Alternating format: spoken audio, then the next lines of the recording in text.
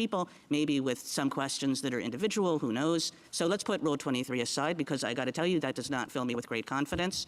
How else are we going to get to the right result here, which is on my assumption that the EO is illegal? That would be a profoundly wrong result, but I think what I would offer is that, very similar to Labrador against Poe, what the court should be engaging here is a balancing of the equitable factors as to the scope of remedial relief, not as to the underlying merits. And our contention that this exceeds the traditional scope of equity that's reflected in the 1789 Judiciary Act, we're overwhelmingly likely to succeed on those merits for all the reasons that are stated in our briefs. I mean, that's a lot of words, and I don't have an answer for if one thinks, and you know, look, there are all kinds of abuses of nationwide injunctions.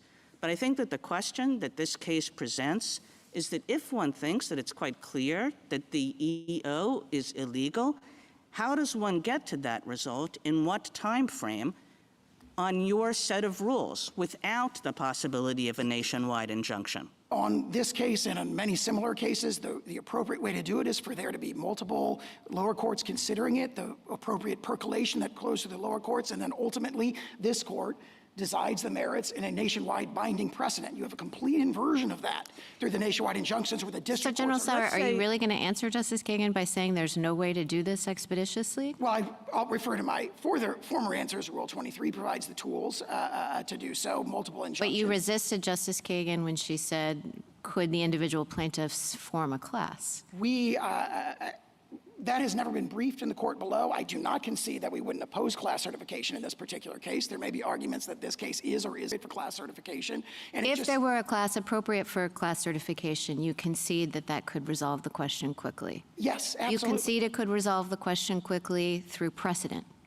Yes, absolutely. It could do so. I mean, we obviously dispute the... So just on that point... And if the court... Sorry to interrupt. Go ahead, please. All right, I got a quick one. Well, I'm just going to say just on that point. So, you know, let's say that we're an individual person even. Let's say it wasn't a class, and goes up and gets a ruling from the Second Circuit that the EO is illegal. Does the government commit to not applying its EO in the entire Second Circuit? Or does it say, no, we can continue to apply the rule as to everybody else in the Second Circuit? I can't say as to this individual case. Generally, our practice is to respect circuit precedent within the circuit, but there are exceptions to that. Yes, that is generally your practice, and I'm asking whether it would be your practice in this case. I can't answer because it would depend on what the lower court decision said. So there are circumstances, as I was suggesting, where we think that we want to continue to litigate that in other district courts in the same circuit as well. Yeah, so that means it's not even the normal time it takes for everything to get up, you know, through the circuit courts and to the Supreme Court. Because even in those circuits that say that the EO is illegal, you're going to be saying, no, you know, we only commit to saying it's illegal to this one guy who brought the suit. Article 3 and the court's traditional equitable practices provide a range of tools to address that, including a potentially nationwide class action, not a nationwide universal injunction class action, which you say you're going to oppose when that gets challenged. We are likely to oppose when it on the merits. Proposed. Yes, and if it does not meet the rigorous criteria of class certification, the court should not enter that injunctive relief. That's do you think, like, feature, not a bug. How about you're not willing to commit to abiding by the Second Circuit's precedent in my... Suppose that there's a single person who brings a suit, and it gets all the way up to us after 3 or 4 or 5 years. And we say, you know, we really do agree with those 4 precedents that Justice Sotomayor started with, and your EO is illegal. Is that only going to bind the one guy who brought this suit? No, that would be a nationwide precedent that the government would respect. So finally, once it gets to us after 4 years, you're going to respect that?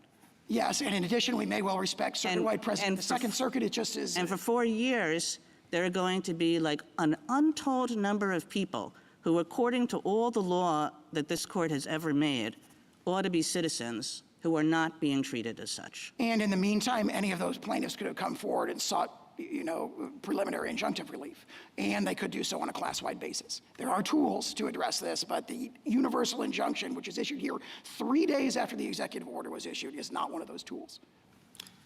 Thank you, counsel. 3 years, 4 years, we've been able to move much more expeditiously. I think we did the TikTok case in a month. Presuming, I gather an important part of your answer is that people can litigate differently, and one will go to Massachusetts, the other one will go to Houston, and you'll get conflicting decisions fairly quickly. And is there any reason why this court, and I gather that's your safety net, is that at the end of the day, however long the day is, this court can issue a decision and it will bind everything else. Is there any reason in this particular litigation that we would be unable to act expeditiously? Absolutely not, Mr. Chief Justice. Okay. Thank you. Mrs. Thomas? General, when were the first universal injunctions used? We believe that the best reading of that is what you said in Trump against Hawaii, which is that Wirtz in 1963 was really the first universal injunction. There's a dispute about Perkins against Lucan's Oil going back to 1940. And of course, we point to the court's opinion that reversed that universal injunction issued by the D.C. Circuit and said it's profoundly wrong. Now, if you look at the cases that the either party cite, you see a common theme. The cases that we cite, like National Treasury's Employment Union, Perkins against Lucan's Oil, Frothingham and Massachusetts against Mellon, going back to Scott against Donald, and all of those are cases where the court considered and addressed the sort of universal, in that case, statewide issue of provision of injunctive relief. So when the court has considered and addressed this, it has consistently said you have to limit the remedy to the plaintiffs who are appearing in court and complaining of that remedy. So we survived until the 1960s without universal injunctions. That's exactly correct. And in fact, those are very limited, very rare, even in the 1960s. It really exploded in 2007 in our cert petition in Summers against Earth Island Institute. We pointed out that the Ninth Circuit had started doing this in a whole bunch of cases involving environmental claims. Justice Alito? You began by outlining what you see as the practical problems that have been created by universal injunctions. If we were to hold that the states have standing, and if it is possible for a plaintiff to get emergency certification of a class, suppose we agreed with you on universal injunctions, but allowed those other two avenues, would the practical problem be rectified to any substantial degree? Certainly, if there were an injunction that extended to all of the litigating states, that would cover a very substantial portion of the country, and also an emergency sort of class certification decision might also grant very broad relief. So the answer is that the practical problem would not be solved. And if that's the case, what is the point of this argument about universal injunctions? I think the point is that universal injunctions exceed traditional principles of Article 3, and they exceed the traditional equitable authority. And that's what yields all these sort of pathologies, so to speak, of the current practice of issuing them very, very easily. Thank you. Justice Sotomayor? You answered Justice Gorsuch, I think correctly, that if Article 3 precludes universal injunctions, then even class actions are illegal. That's what you're arguing, isn't it? I disagree with that profoundly. How could it, if Article 3 and only prohibits injunctions that affect non-members or non-plaintiffs, how could Congress give a remedy like a class action? In an article, or in a Rule 23 class, every represented member of the class has standing by hypothesis. So every single one of them has an Article 3 injury, and Rule 23 again. So that would be the only method. It would be very similar to the Bill of Peace, where all those parties, if they're present in a representative capacity, are bound. We can act quickly. If we are worried about those thousands of children who are going to be born without citizenship papers that could render them stateless in some places because some of their parents' homes don't recognize children of their nationals unless those children are born in their countries. They're not going to be receiving federal benefits because that's the claim of the plaintiffs here, that of the state plaintiffs, that they're not going to be able to provide services to those children. shouldn't we grant cert before judgment on that issue? If we're afraid that this is, or even have a thought that this is unlawful executive action, that it is Congress who decides citizenship, not the executive, if we believe, some of us were to believe that, why should we permit those countless others to be subject to what we think is an unlawful executive action? As unlawful as an executive taking the guns away from every citizen.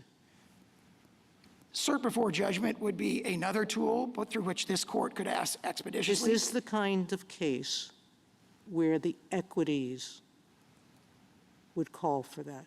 And why wouldn't it? It's a pure legal question. What does the Constitution mean with respect to citizenship? There are no individual facts that would alter our conclusion. If we can't do it by a universal injunction, because you say Article 3 doesn't permit that, Article 3 wouldn't permit us to give a universal injunction, even if we rule. Why don't we grant cert before judgment, so that all of these parents would have a firm Supreme Court decision that they can take where? Because you're saying nobody can grant a universal injunction. No party has asked for that in this case, and I think one reason is that would deny the court of the benefit of percolation in multiple lower courts of a novel and Right now, sensitive and we have important multiple constitutional courts. question. We have novel courts who've percolated this issue and said, you're violating precedent. Not only precedent, but the plain meaning of the 14th of the Constitution. Respectfully, I think what we have are lower courts making snap judgments on the merits that ignore the fundamental principle of the 14th Amendment, that it was about giving citizenship to the children of slaves, not to the children of illegal immigrants who really were not even a very discrete class at that time. And that's the there were sort of some argument that people deserves in percolation. Congress who argued against the 13th Amendment just because of that. Some people who argued against passing the amendment just because of that, because it would give citizenship to gypsies. I think the relevant history of the 14th Amendment is the statements of Senator Trumbull, who emphasized that domicile was the key criterion. He said that in a letter to Andrew Jackson, and we've cited in our Ninth Circuit briefing a host of decisions that back that up. Rejected repeatedly. We can go into the history of citizenship, but I still go back to my question. You claim that there is absolutely no constitutional way to stop, put this aside, to stop a president from an unconstitutional act, a clearly, indisputably unconstitutional act, taking every gun from every citizen. We couldn't stop that. I disagree with that for the reasons I've said, including the equitable tools. No, because you said to us we'd have to wait until there was a final judgment. You're not sure you would respect the judgment of every circuit. You're not sure that you would respect even a final judgment of the Supreme Court, because it only binds the parties before it.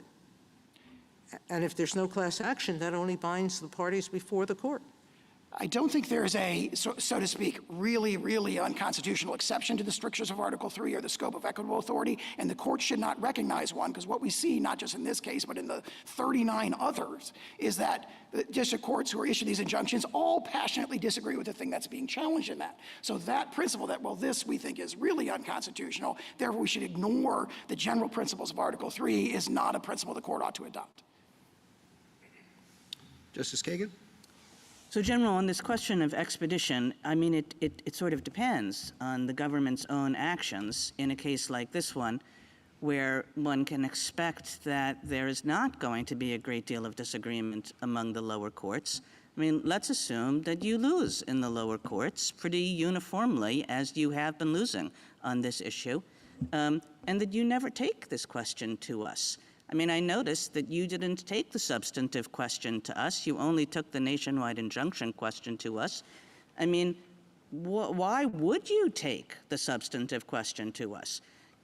You're losing a bunch of cases, this guy over here, this woman over here, you know, they'll have to be treated as citizens, but nobody else will. Why would you ever take this case to us? Well, in this particular case, we have deliberately not presented the merits to this court on the question of the scope of remedies, because, of course, that makes it a clean vehicle where the court doesn't have to look at the past. You're ignoring the import of my question. I'm suggesting that in a case in which the government is losing constantly, there's nobody else who's going to appeal, they're winning, it's up to you to decide whether to take this case to us. If I were in your shoes, there is no way I'd approach the Supreme Court with this case.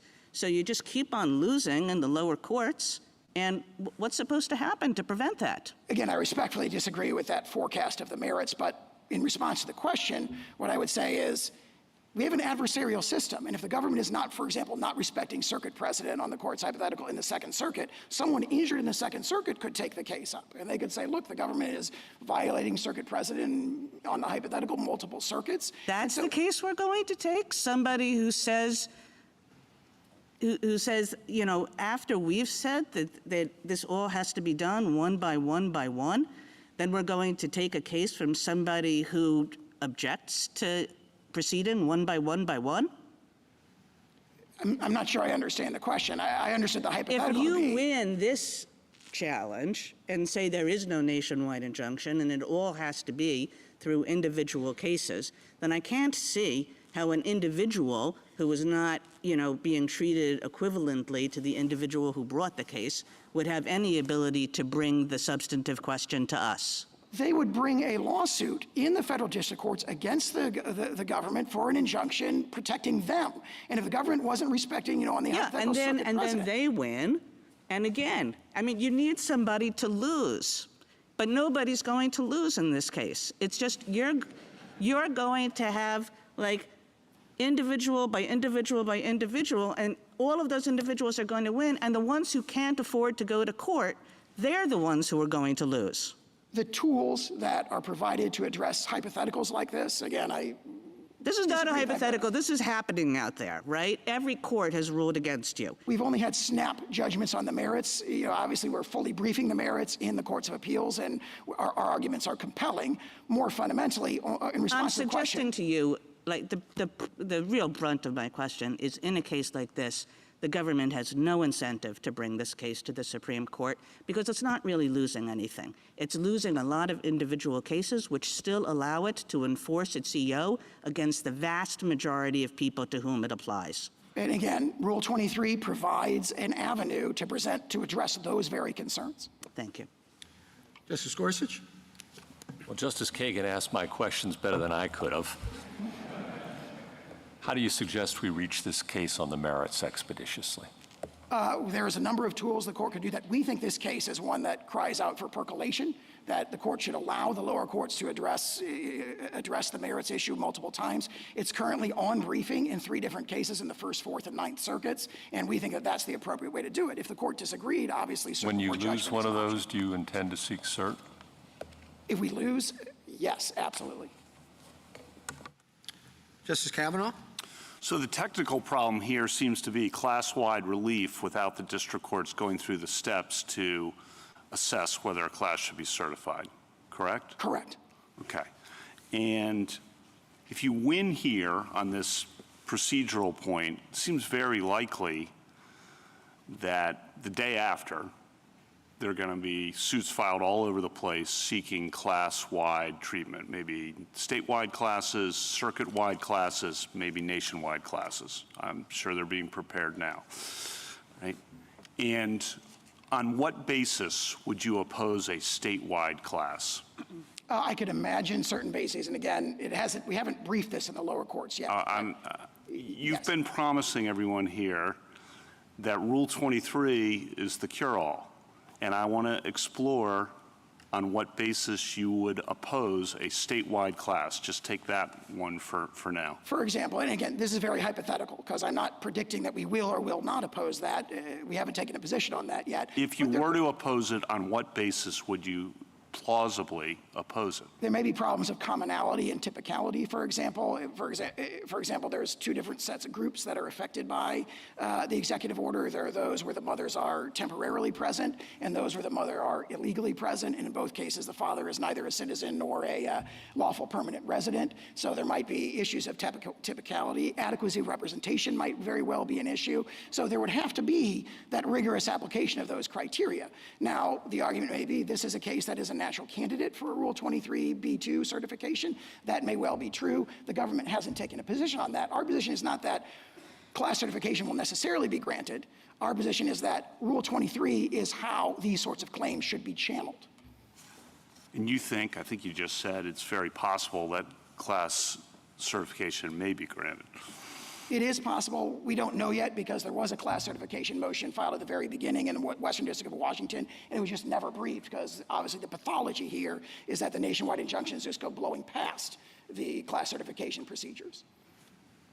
And I guess Rule 23b2, for a lot of the cases we've had over the past 25 years that you talk about where there have been universal injunctions or where the lower courts have had that, I mean, 23b2 could have been used in a lot of those, presumably, correct? Eviction moratorium, student loans, OSHA vaccine mandate. Do you see the possibility that 23b2 could have been used instead of, I mean, some of those were APA, but put aside the APA issue for now. Yeah, we do set aside that issue, if I may. I got it. But yes, I agree with that as to some, but none of the other cases. It's hard to see how, for example, Biden against Nebraska, where a state was the plaintiff, might have been a 23b2 class. And the Alabama Association of Realtors might have been a much better candidate for that. And again, not taking a position on the individual merits, our overarching point is there's a tradition of equity in this country that goes back to the English Court of Chancery, and what's happening in these universal injunctions,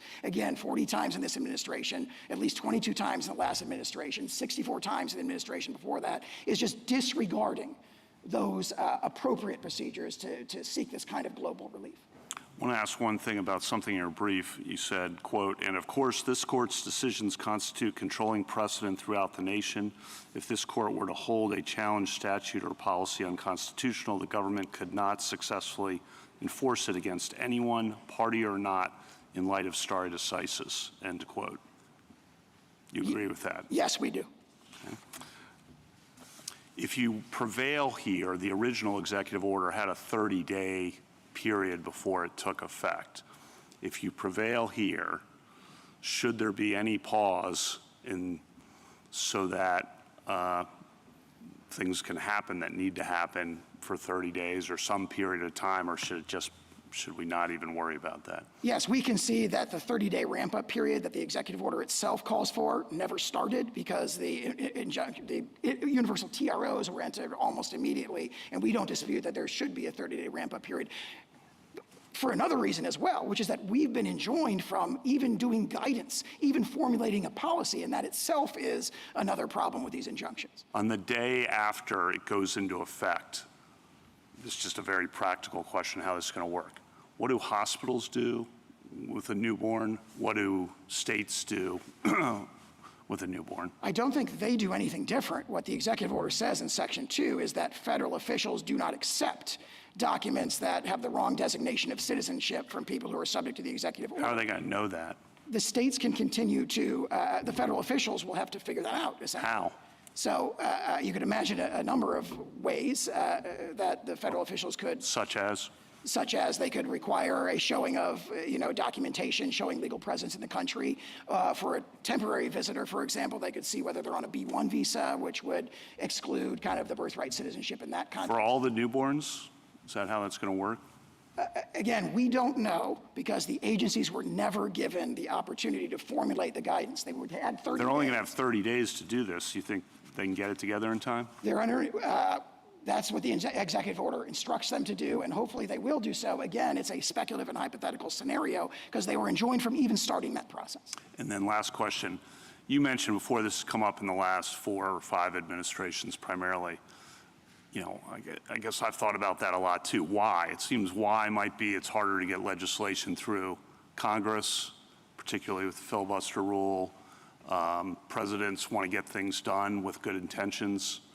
the executive branches that work for those presidents push hard to, when they can't get new authority, to stretch or use existing authority. And they've been pushing, understandably, all with good intentions, all the presidents, both parties, right, with good intentions, pushing. Is that your understanding of why this has happened more, that there's less ability to get legislation? Because I'm trying to figure out the why to your opening about the last 4 or 5 administrations. I agree with it. I think that might be the why, but I'm curious what you think. I'm speculating about the motivations of the individual district judges who grant these, but one explanation might be this is an extraordinary power.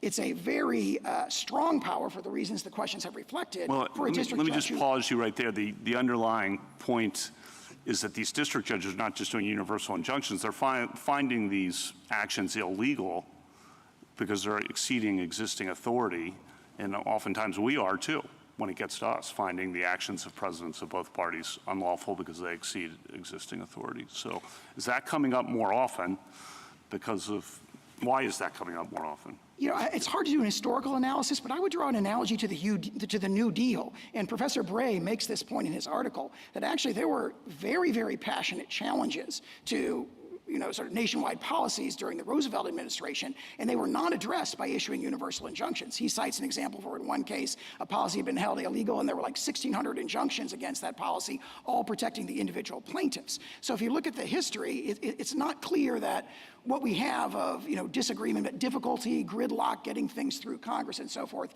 that's not necessarily new. What is new, and is certainly unique to the last 5 presidential administrations, is having these given on this widespread basis and this systematic basis, 40 again in the last 4 months. Thank you.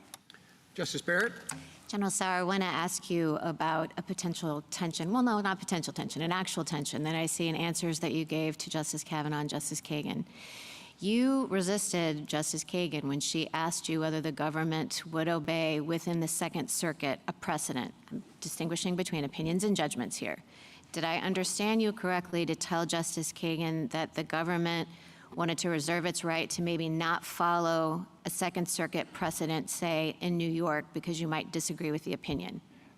Our general practice is to respect those precedents, but there are circumstances when it is not a categorical practice. It is, and that is not This just a new policy. administration's practice or the longstanding practice of the federal government? And I'm not talking about in the Fourth Circuit, are you going to respect a Second Circuit? I'm talking about within the Second Circuit. And can you say, is that this administration's practice or a longstanding one? As I understand it, longstanding Really? policy of the Department of Justice. Yes, that we generally, as it was phrased to me, generally respect circuit precedent, but not necessarily in every case. And some examples might be a situation where we're litigating to try and get that circuit precedent overruled and so forth.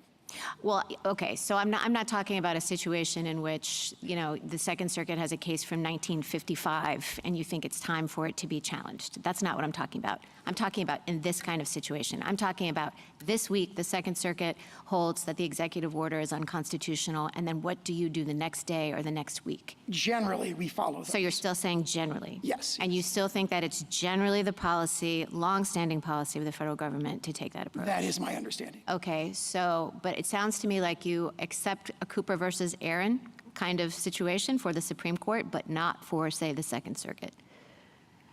Like where you would respect the opinions and the judgments of the Supreme Court, and you're saying you would respect the judgment, but not necessarily the opinion of a lower court. And again, I think in the vast majority of instances, our practice has been to respect the opinion as well, in the circuits as well, but my understanding is that has not been a categorical practice in the way respect for the precedents and the judgments of the Supreme Court has been. So you're not hedging at all with respect to the precedent of this court? That is correct. I believe the quotation from our application directly addresses that, and we stand by that completely. Okay. Next question. So this is also a follow-up to some of the questions that others have asked you about the merits of the order not being before us. Did I understand your answer to be because you think percolation is really important for this one? We do think percolation is really important for this one, but the reason the merits are not before is because we've only submitted a stay application on the scope of relief question, and as Labrador against Poe indicates, the scope of relief is a separate question for the merits. Oh, I understand it's a separate question, but there are plenty of times that the government comes to us and asks for both. Absolutely. For example, recently in the Wilkins and Cox application, we did exactly And that. the reason why you didn't ask for both here is because you think that the merits question needs percolation. Yes, but also more fundamentally, it illustrates that the very problem with these nationwide injunctions is they force this rushed, fast and furious decisions on the merits. So I think it'd be very inappropriate in this case to come to a stay application saying, please give us a rushed, decision on the merits of something that's very, very complex. But the government's done that in other cases too, right? Those cases would be different in this case. The example I gave earlier, we think it's very clear cut on the merits. This one is, we concede a novel and sensitive So this one question. isn't clear cut on the merits? This one, in this case, we want the court to address the remedial issue. If we offered the merit first, that's a vehicle problem because the court has, in many cases, just addressed the merits and not the remedial issue. And it's imperative from the federal government's perspective that the remedial question be addressed. Okay, so last question is about why that is. Justice Alito asked you, well, what's the point of this? If the same thing could happen, which is effectively the EO being enjoined everywhere via class action or because it's necessary to provide complete relief, say, to the states, is there any difference in your view between, say, a class is certified of all individual plaintiffs and they win, and the executive order class-wide, there's a judgment saying that it can't be enforced? Do you want to say, follow up, is there any practical distinction you see? Why does the government care? Is it just the rigors of the certification process, or is it something more? The rigors of the certification process. Keep in mind that in many of these cases, we successfully oppose class action. Let's assume, I think, you can't successfully oppose it here for individual plaintiffs. Well, I mean, that opportunity to have our day in court on that is very, very important. I understand, but let's assume, go with my assumption. Assuming that we were to lose in Assume the class is certified. Is there any benefit? If a class is certified, and let's say, you were pointing out that the executive order targets two different kinds of people. Let's assume that it's commonality because, they only target one portion of the order, right? In that circumstance, does the government get anything different? This is back to Justice Alito's question about what's it to you? What's the practical difference to you? Do you want to say anything about whether there's a practical difference between a universal injunction and a loss in the class? Absolutely. Okay. Among many others, the represented class members are bound in the class action context. And that means that if they lose, they're bound by that as well. So they're taking a grave risk, so to speak, by proceeding through a class action. And it has this symmetry where the government is bound if we lose, they are bound if we don't lose. And that's a very, very important distinction. And you would respect that judgment? If it were, yes, if it were a judgment. Now we may try to litigate in other contexts to try and get a different judgment from a different district court, but we would be bound by that judgment, as would they. And that's the crucial point. Okay. Justice Jackson? So as far as I can tell, your bottom line seems to be that what you call universal injunctions give relief to non-parties without going through the necessary steps, which you identify in Rule 23. Do I have that right? I mean, is that sort of like boiled to bare essence what you're saying?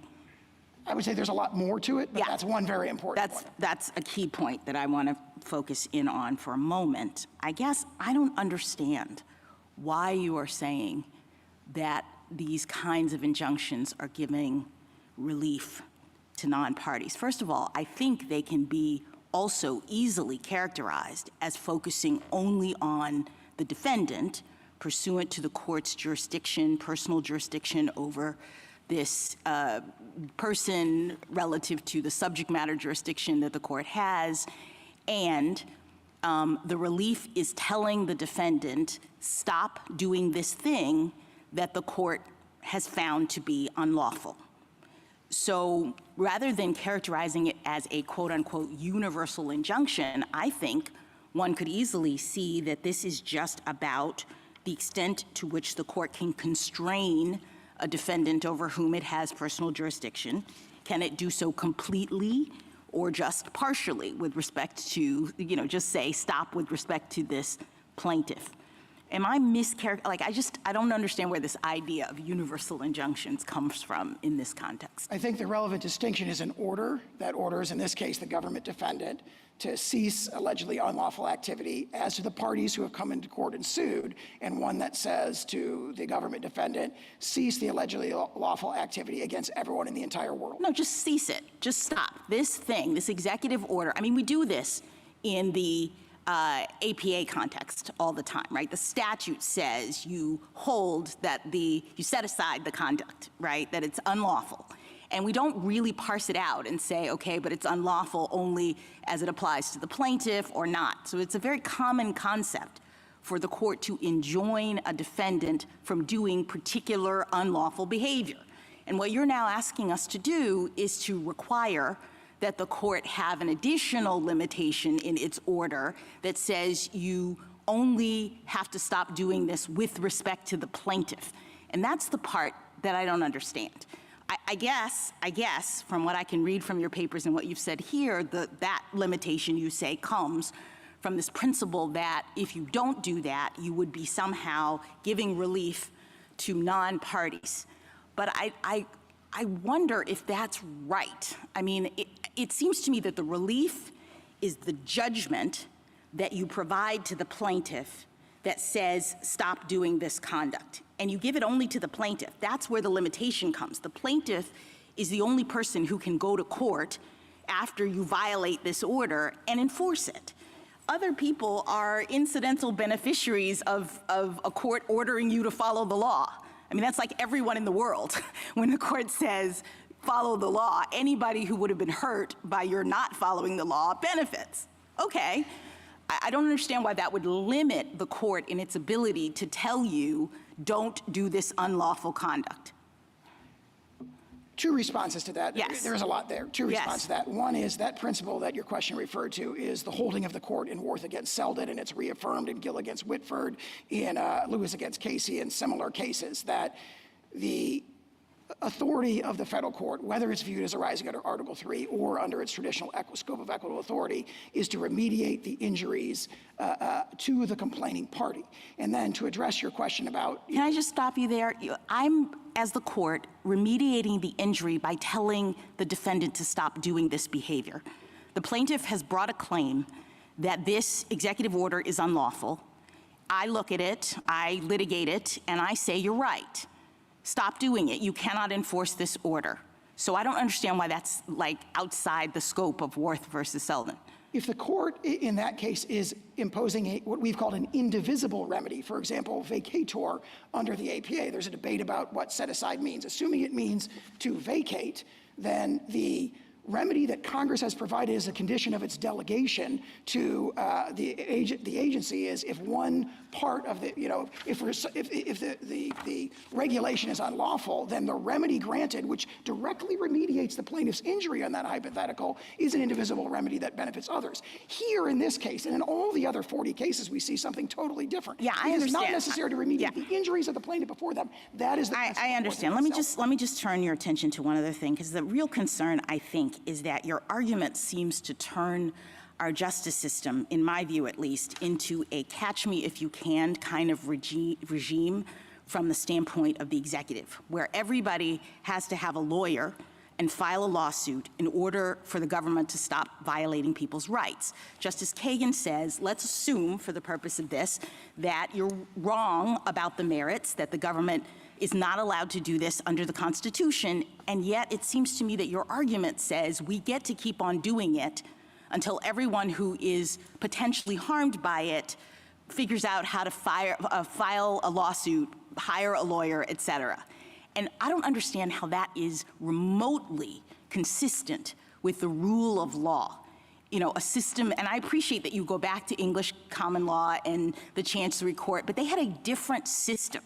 The fact that courts back in English Chancery couldn't enjoin the king, I think is not analogous or indicative of what courts can do in our system, where the king, quote unquote, the executive, is supposed to be bound by the law. And the court has the power to say what the law is. And so one would think that the court could say, this conduct is unlawful and you have to stop doing it. I think the catch-me-if-you-can problem operates in the opposite direction, where we have the government racing from jurisdiction to jurisdiction, having to sort of clear the table in order to implement a new policy. A great example of this is in the Schilling litigation, where the military had a military readiness policy. It was universally enjoined by the DDC. It went up to the DC Circuit. The DC Circuit stayed that injunction to allow that policy to go into effect, and then 1 hour later, a district court on the other side of the country universally. Can I just ask you one final thing, because this relates to also something that Justice Kagan said. I would think we'd want the system to move as quickly as possible to reach the merits of the issue and maybe have this court decide whether or not the government is entitled to do this under the law. Wouldn't having universal injunctions actually facilitate that? It seems to me that when the government is completely enjoined from doing the thing it wants to do, it moves quickly to appeal that, to get it to the Supreme Court, and that's actually what we would want. What I worry about is similar to what Justice Kagan points out, is that if the government is saying no lower court can completely enjoin it, it actually means that the government just keeps on doing the purportedly unlawful thing, and it delays the ability for this court to reach the underlying issue. Percolation of novel, sensitive constitutional issues is a merit of our system. It is not a bad feature of the system. Thank you. Thank you, counsel. Mr. Feigenbaum. Mr. Chief Justice, and may it please the court. This court should deny the emergency application because this injunction was properly designed to ensure that the states would get relief for our own Article III injuries, as we suffer significant pocketbook and sovereign harms from implementation of this executive order, including from the application of this EO to the 6,000 babies born to New Jersey parents out of state every year. The U.S. prefers alternative approaches for granting that relief, alternatives it never raised in the district court below. But its approach would require citizenship to vary based on the state in which you're born, or even turn on or off when someone crosses state lines, raising serious and unanswered administrability questions, not just for the federal government, but also for the states. And it would offend the text and history of the Citizenship Clause itself.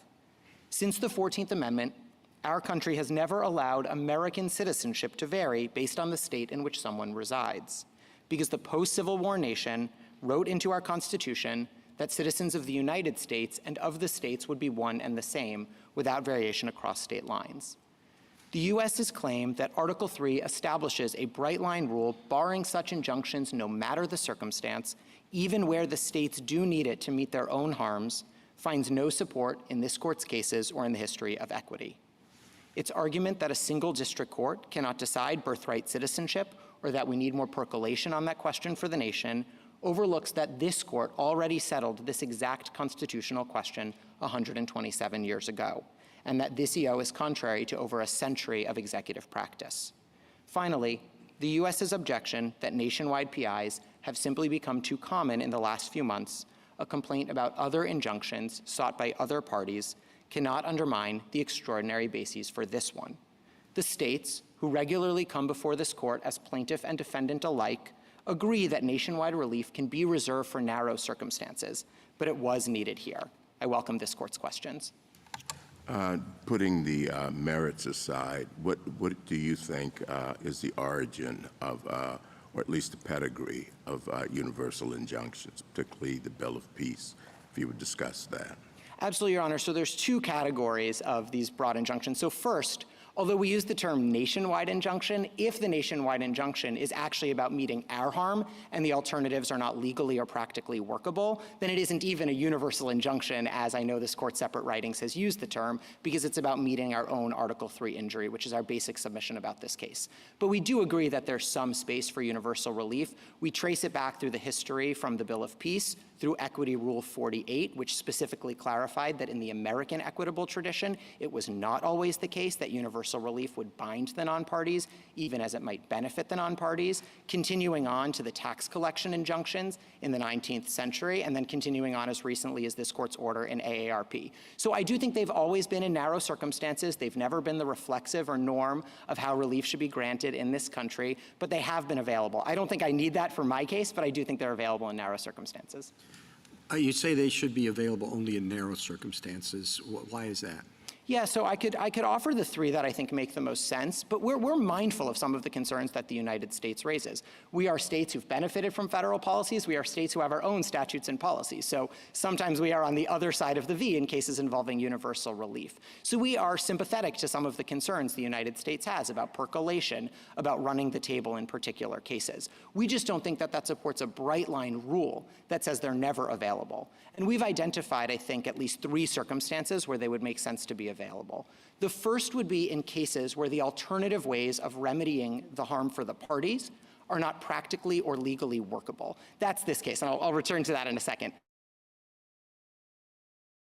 Second would be congressional authority. So I took my friend on the other side to try to set aside vacatur, but I do think their Article 3 objections would raise serious questions for remedies like vacatur, for remedies like the Hobbs Act, even the Hobbs Act, which could set a nationwide PI after a multi-circuit lottery, might ultimately have problems under their view of Article 3.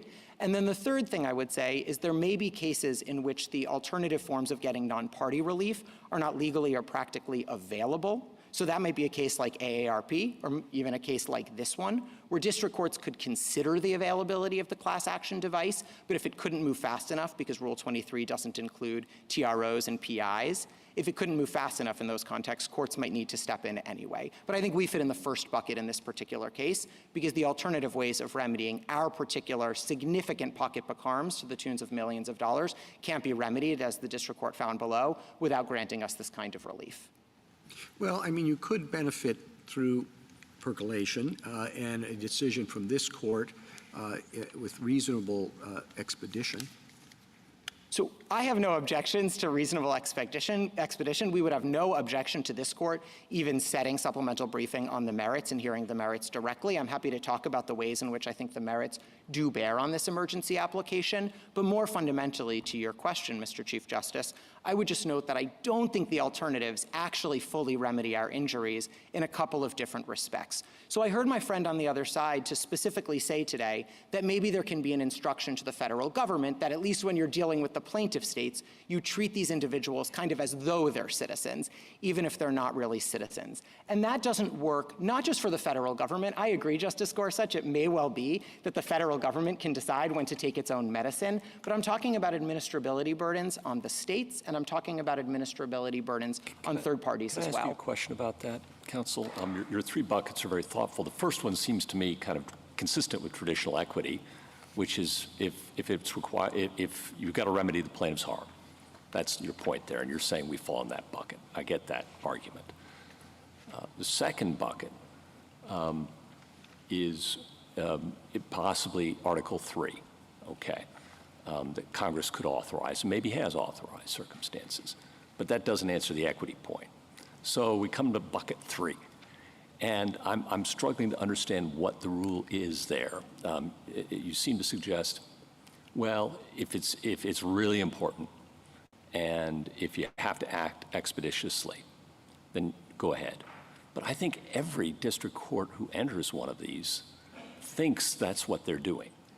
So what's the constraint there if you share the government's concerns about the rise of these things in the last few decades? What teeth does any of that have? So I do feel like something of an amicus to this question because nothing in my injunction rises or falls on this third bucket. So I'm happy to answer questions on this. I need all the amici I can get. Fair enough, Your Honor.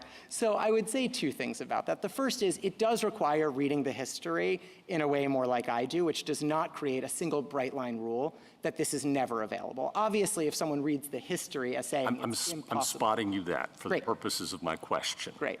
I'm not granting I thought you might not, Justice Gorsuch. But I'm spotting it to you, and I'm just saying, well, okay, what would that look like, and how would that be any different from what we have experienced over the last few decades? So this is a way in which my first bucket and my third bucket are actually going to relate for a moment, so I think this is... No, it's helpful, I promise. Don't get to squiggle out into the first bucket, okay? We're in the third bucket. I'll answer for the third bucket, which is I think it requires having district courts consider the availability of the alternative and explaining why it's not workable in the case. I think we've told them to do that, and you know, gosh, how many times do we have to tell them to do that? And I think, in fairness to them, that's they think they have. So let's, again, would any case over the last 30 years come out differently under your your view of the rule in the third bucket than has. Yeah, so there's a couple of examples where we don't think universal relief was appropriate. I'm most familiar with the state litigation, so most of my examples will probably come from there. But I heard my friend on the other side mention the DACA litigation, where Texas sought the termination of DACA, and ultimately the Fifth Circuit terminated DACA specific to Texas alone. And we thought that that decision was exactly right because of the nature of the harms in that case meant that Texas could get full relief for its harms. Well, now we're back to the first bucket. We're just satisfying I take the point. I'm so you sorry. See what I'm Your saying? Honor. I take the point. Yeah. I So mean, think, I get that we're going to always revert back to the first bucket, but that means the third bucket's empty. I totally take the point. I think AARP is a good illustration of the third bucket that this court confronted recently, where it was the case that there was this rush, just a few hours, not possible to go through class certification. You heard my friend on the other side talk about the rigors of class certification, and I don't think my friend on the other side would agree. It could be done in 3 hours through the night, and so there were necessity to step in. Do you agree about the rigors of class certification? It seems to me that 23B2 classes, and you probably, if you have to, are going to be arguing that they're not so rigorous to meet for injunctive relief for national policies that are uniform. So the most important thing that hasn't come up in the discussion this morning yet is that they're not available for state litigation. It talks about persons, it talks about appointment of class counsel, it talks about going through this certification process. States, I mean, this court's precedents are really clear about parents patriae lawsuits. States can't represent those individuals in class actions, nor would we try to. They can't represent us, and you don't have classes of states. So the whole framework doesn't apply to state litigation. So I understood how it might come up as an alternative for some other cases you might see in the future, but for the injunction you have in front of you from the states, the whole class device doesn't even work as an alternative. So I don't see how it can be the answer for us. But why should you care if the class device doesn't work as an alternative if you have bucket one? Like you don't really need the class device. I think what you're saying is, will it be frustrating for states not to have the class device when the individuals have it? But I don't see why that's true if giving you complete relief in bucket one solves your problems. So I should be very clear, and I'm sorry for the confusion on this. This goes back to my colleagues with Justice Gorsuch. When states are seeking the relief, states are seeking it in bucket one and bucket two. As an amicus to the other injunction I recognize courts are looking at, I think bucket three could be available. We aren't seeking relief when it falls into bucket three because, as I was saying earlier, we're not going to be seeking relief for other parties. This court's cases, like Brackeen, make very clear we aren't suing to vindicate the injuries that third parties and our residents are suffering. So when states come before you, the questions that you would ask are the alternative ways of remedying our injury going to be practically or legally workable? And you're going to ask, did Congress authorize it, which gets to the vacator question, which gets to the Hobbs Act question, and so on. And on that first bucket, which I think describes this case well, I had a hard time with some of the colloquies earlier today because I think they were missing some really serious burdens that the states are still going to have to bear in this case if we get something less than a nationwide injunction. I think it's going to hinder the administration of our benefits programs. I think it's going to hinder the participation in our benefits programs. And I think it's going to produce unprecedented chaos on the ground. And I might offer examples of each. Before you do, I'm sorry, I got one more. Not at all. How would you get this? How would you get the merits of this case to us promptly? So there's two different ways that this court could think about doing it. So the first is, I heard a couple colloquies earlier today to suggest that maybe the states should sort of have to take some of the burdens on ourselves because, okay, some people move in, maybe that's just something that equity shouldn't care about. And it may be true, this is Hornbook equity, that in some cases states don't get complete relief for the harms that they suffered. We just have to eat some of the administrability burdens. But the merits have always come into that, because that is just about remedying a party's own injuries. And the strength of the ability to remedy our injuries is going to turn on a peak on the merits. This is partially Ohio versus EPA and building on Justice Kavanaugh's Labrador concurrence, where this court said you might have some states who really like a policy and some states who want to get relief from the policy, and how you reconcile those two things, who should get relief, who should benefit from the policy, will turn in part on a peak at the merits because we have a greater right to relief from it. I appreciate that. How do we get to the merits fast? This court could set supplemental briefing on the merits by an order tomorrow if it wished, specifically to say the federal government has proposed that states get less than complete relief in this case. We could not possibly think about giving the states less than complete relief without looking at the merits. We want briefing. Put that aside. Assume we've just got the remedial question before us, and we're going to decide the remedial question one way or the other. Then what? Oh, then I share some of Justice Kagan's concerns from earlier that So it would rely on the I United States. appreciate you share those concerns. How would you address them? How would the states plan to get this case to the court promptly? I think it's very hard to think about how the states would lose this case given the state of Supreme Court precedent. It creates very weird incentives on the certiorari docket when there's already binding precedent from this court.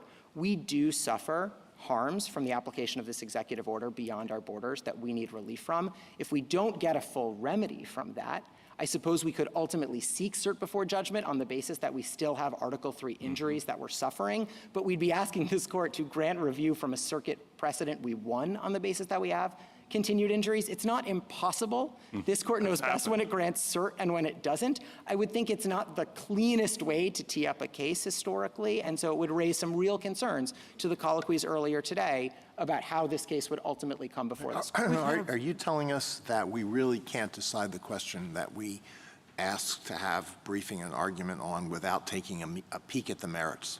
So I'm not saying that at all. So there's two different ways to think about this case, Your Honor. One is to say, absolutely, the states need to get complete relief for their injuries, and then let's figure out the best way to do it, and we think the alternatives are not workable and not legal. If this court is going to entertain giving us anything less than full redress for all of the Article III injuries we bring before you, I don't see how that can be entertained without a peek at the merits, because you always look at the merits to decide should we get 100% or 90% of our own injuries redressed. Well, would a decision on the matter that I understood to be before us, the narrow question that I understood to be before us, be helpful in any way if we do not peek at the merits and we also do not decide whether you have standing? So I'm not sure how you could decide whether or not we got an appropriate scope of relief without figuring out what our own injuries are. Because how you decide, this is the United States' own argument, how you decide whether or not we should get relief for our own injuries turns on what our injuries are that require relief.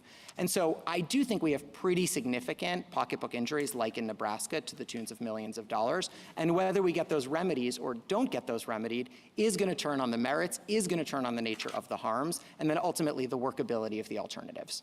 Thank you, counsel. Justice Thomas? Justice Alito?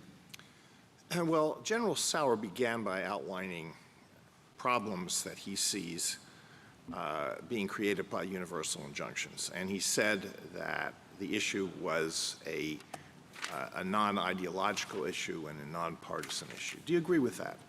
I do think presidents of both parties have objected to nationwide injunctions. I agree. So what do you say about the practical problem? So let's put out of our minds the merits of this and just look at the abstract question of universal injunctions. What is your response to what some people think is the practical problem? And the practical problem is that there are 680 district court judges, and they are dedicated and they are scholarly, and I'm not impugning their motives in any way, but sometimes they're wrong.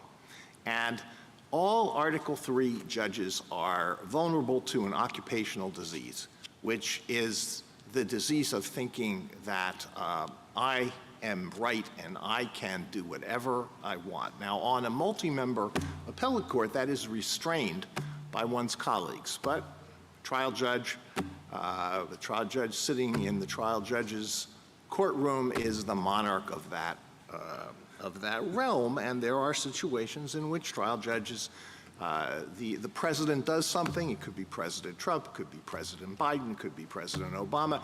The trial judge says this is unlawful, and I'm going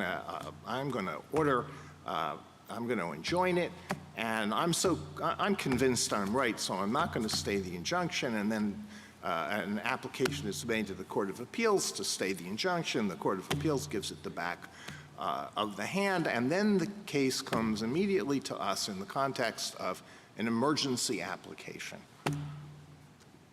And some of us have said, well, we don't think we should do anything in those situations unless it is indisputably clear that the court below was wrong. So what do you say to that practical problem?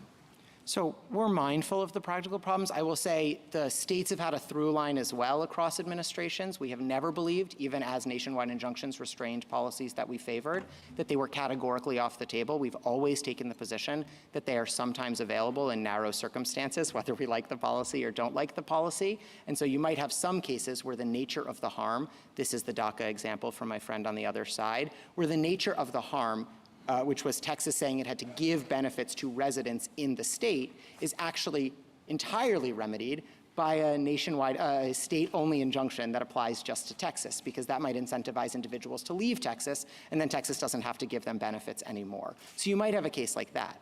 But sometimes you are going to have cases where it is impossible to remedy the state's own injuries, and the alternatives are not practically or legally workable. And that describes this case perfectly. And so I don't think the answer is a bright line that means even in those situations, it's not possible for the states to get relief.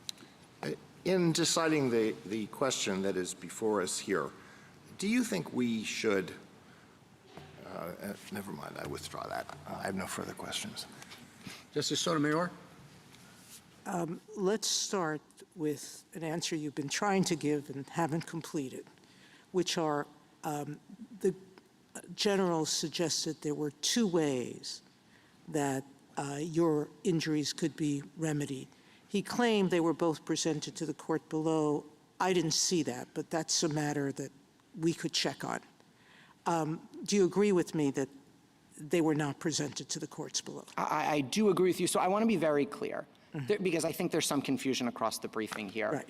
We agree, and I don't think the First Circuit disagreed. They objected to the nationwide injunction in the district court, and we attached the briefing and we attached the transcript. What they didn't do is provide some of the alternatives they've pressed in two sentences in their emergency application. Okay. Yes, they did not. So now go through why you question whether there are two suggestions now that they've only raised before us are inadequate to remedy all of your harms. Yeah, because complete relief, he says that there is situations in which you grant relief that will benefit third parties.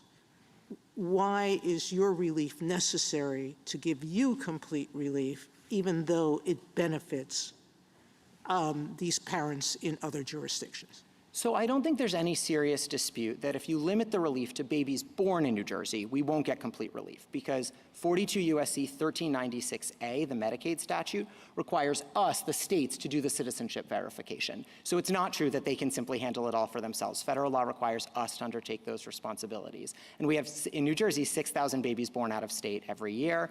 When they come into the state and they need benefits, the Boyle Declaration from Massachusetts suggests that's going to cover 40% of kids. They come into our state, they need benefits. We have to do citizenship verifications, which is a burden for us. That's for you in New Jersey, but there's, I think, how many states? That's just an example. We have 23 attorneys general in this. 23 exactly right. attorney generals. So 23 states are going to have babies who were born somewhere else without a birth certificate that you're now, if they move into your state, going to have to do checking on. And that comes to the United States' alternative, Justice Sotomayor, which is they say, okay, maybe their citizenship turns on when they enter New Jersey, maybe for some purposes, maybe for all purposes, depending on which sentence you're looking at in the emergency application. And there are three problems either way. The first is it will undermine the administration of our benefits program. So individuals will move in. When they were born, they were treated as non-citizens. They didn't get Social Security numbers because they wouldn't have been eligible for the enumeration at birth program in their states. And they're going to arrive and they're going to seek benefits that we administer. But federal law requires that they have Social Security numbers for the administration of those benefits. This is 7 U.S.C. 2025 for SNAP. This is 42 U.S.C. 1320b7 for TANF, for Medicaid, and so on. So they're going to need to have Social Security numbers. They're going to arrive without them, even though they were, under this court's precedents, citizens who should have been in the enumeration at birth program, who should have had Social Security numbers. And it's going to be a burden on us, either in delaying the benefits, training county social service workers, in having to administer benefits without the SSNs on a provisional basis. So that's the administration of the benefits. Let me give an example on participation, which we have responsibility for as well. These are babies who were told that they their families were told that the babies are undocumented, they aren't citizens, they're not eligible for these federal programs when they were born.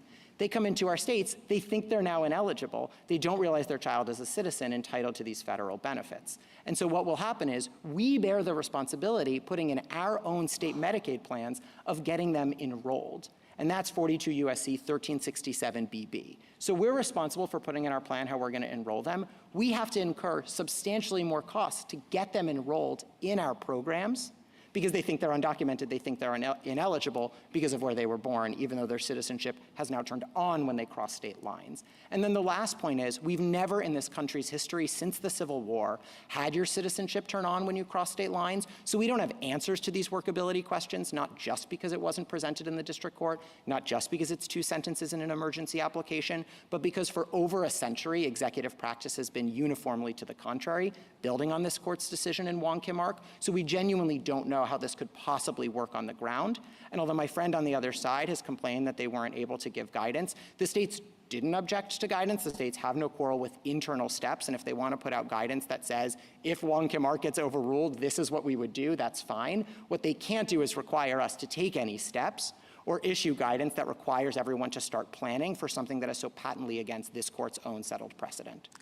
Now, going back to the history question that Justice Thomas started with, you relied on the Bill of Peace, you relied on the tax injunction of the 19th century, and not so far in the 19th century, 1891,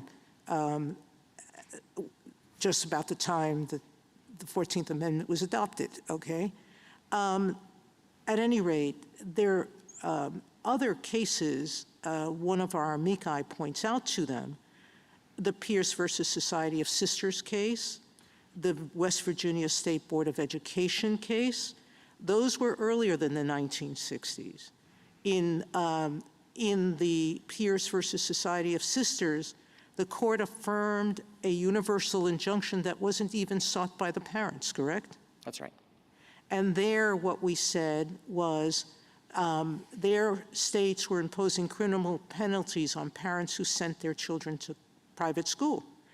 And just 2 plaintiff schools sued against that penalty. They sought and won an injunction that categorically restrained the state from enforcing the law. That was 1925, correct? That's right. And similarly with West Virginia, saluting the flag by Jehovah's Witnesses. The injunction was universal. So in answer to Justice Gorsuch's point, we've had universal injunctions in some form, correct? Since the founding. That's right. If I can make 2 points on that, Justice Sotomayor. Correct? Exactly. So I agree with your reading of the equitable history, that it goes back from the English Pill of Peace through Equity Rule 48, through the tax collection injunctions, through Equity Rule X, through the Ex parte Young period you're referring to, through AARP just a few weeks ago. So I agree with your read of the history. But I just want to make one quick point. Well, let me, go ahead, make your point, but I want to finish this thought, which is, you started earlier by saying universal injunction should not be the preferred remedy, and it should be limited. You've suggested 3 ways to limit it. I agree with you, those 3, and yours clearly falls within one, that's your claim. But the point that I think my 2 other colleagues are raising is, how do we ensure district courts are following that? So if I can make a point about the history and then make a point about the guidance. On the history, I understand that the United States at the podium today tries to make the history all about what it calls indivisibility cases, cases where there's just a unitary on-off switch, as it were, and either something happened or it didn't happen, like a redistricting plan needs to be completely redone or a power plan is on or it's off. But if I could give an example that shows it's not quite so limited and it very much requires looking more broadly at what's practically or legally workable on the ground, I would point to apportionment as an example. So say that there's an executive order that says we're just not going to count minors, people under 18, in apportionment anymore. We're only going to count people who are voting age. And the state of New York files a lawsuit, and it wins its lawsuit, and all of its 17 and under-year-olds get counted for apportionment. That isn't indivisible in any way. It's not a redistricting plan, it's not a power plant, but it is going to skew apportionment in a way that is totally unfair, practically and legally, to third parties, because now 17-year-olds are being counted in New York, but they're not being counted in Oklahoma. And you would end up messing up apportionment between states for that very reason. And that shows, as just a broader insight, that we've always looked to the harms that third parties will suffer as negative externalities of court orders, and that's our submission here, that to accept what the United States wants as against our injunction and to say that it turns on or off when you cross state lines doesn't just harm the administration of our benefits, doesn't just even harm enrollment in our benefits, also puts chaos on the ground where people's citizenship turns on and off when you cross state lines. If ICE has initiated a removal proceeding when you live in Philly and you move to Camden, I suppose the ICE removal is supposed to turn off at that point, potentially, because your citizenship status has changed. I don't know if you lose it if you move back to Philly, whether you were born in New Jersey or born in Philly, move to Camden and move back. It's a very porous part of the country. I don't know if the ICE removal turns back on when you cross state lines again. And that sort of chaos on the ground, those implementation questions we don't know, are serious third-party harms we've always taken into account. This is North Carolina versus Covington, where courts ask what's workable as an injunction matter, and it's also the winter factors, where factor 3 looks at the balance of the equities between the parties and workability and harm to them, and winter factor 4 looks at public interest and the negative externalities and workability problems we're imposing on others. Justice Kagan? General, you've had a chance to talk about your administrative costs and the workability problems that New Jersey would confront, but how about this magnet problem? I mean, it strikes me as completely obvious that if you have two states and they have different rules for citizenship and one benefits babies and the other doesn't, that everybody moves to the state where the more favorable rule exists. But why is it that preventing that harm from happening should count as providing you with complete relief? So I think actually my point is somewhat different. I agree with you that the incentives could potentially factor into the calculus because we're ultimately experiencing some harm we might not otherwise to our benefits programs. But my point is different. Even if you just take normal migration for New Jersey, 6,000 babies born out of state, 8% or 8 million every year traveling across state lines, without worrying about the incentives, we're going to be looking at that problem for how we administer benefits programs. I got that. Are you saying we shouldn't consider? No, I think you can. I think you can, Your Honor, and it's because of the nature of three things together. One is it's the movement, but it's not just the movement. Two is it's the fact that citizenship historically was something you had at birth or didn't have at birth, and so you arrived to our state, in theory, without birthright citizenship because you would have been told when you're born in the hospital what you have or don't. And then the third, and this is really important, is the way that citizenship permeates so much, not just for individuals, but for what states are obligated to do, whether it's citizenship verification eligibility, whether it's enrollment in our own programs. Over and over, you see citizenship in Congress's own laws as the on or off switch for our own administration of benefits, and that's actually sort of unique. So I don't think every time people move between states, you automatically need to have a nationwide injunction. What you need is a demonstration about how that's going to contribute to the state's harm, and then, I think this is really important to colloquies you were having with the United States earlier, a court could, in an appropriate case, say, well, sure, state, you might have to keep some of the harm. We're only going to remedy 90% of your harm because it's too disruptive to everyone else.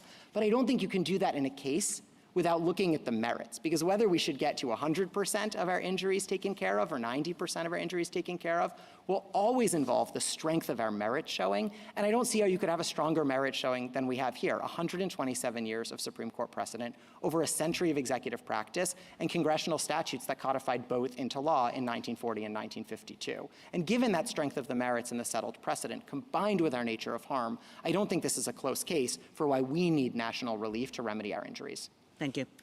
Justice Gorsuch, Justice Kavanaugh, Justice Barrett. I have a question about the history. So Grupo tells us that we have to look back to 1789 and the High Court of Chancery. So I appreciate that there have been some cases from later, and you were talking about some of those with Justice Sotomayor from the early 20th century, maybe the late 19th century. Can you say, and let's say that I think the Bill of Peace is more like a representational suit that is the forerunner to the class action. What do you think is your very best example of something that would look at the period that Grupo tells us is relevant, that would support something that looks like universal relief? So I do think from 1789, from English equity, I do think the best example is the Bill of Peace, and so I understand if we see it differently, it's a fair point. I will just say quickly on Grupo Mexicano, its own tradition, and this is sort of the analogical reasoning you talked about in Rahimi, it looks at that period, But in other times, we've also looked at American tradition to see analogically how we've liquidated that tradition or not. And in American equitable tradition, this is Equity Rule 48, which specifically said non-parties are not bound by certain relief, and even as they may benefit from it. And I take that to be the principal reason my friend on the other side thinks that bills of peace look much more like class actions than they ultimately look like universal injunctions. And Equity Rule 48 was to the contrary. Tax collection injunctions in American history were to the contrary. So I just have a hard time with that reading, even though I agree with you that you would be starting in the founding trying to do analogical reasoning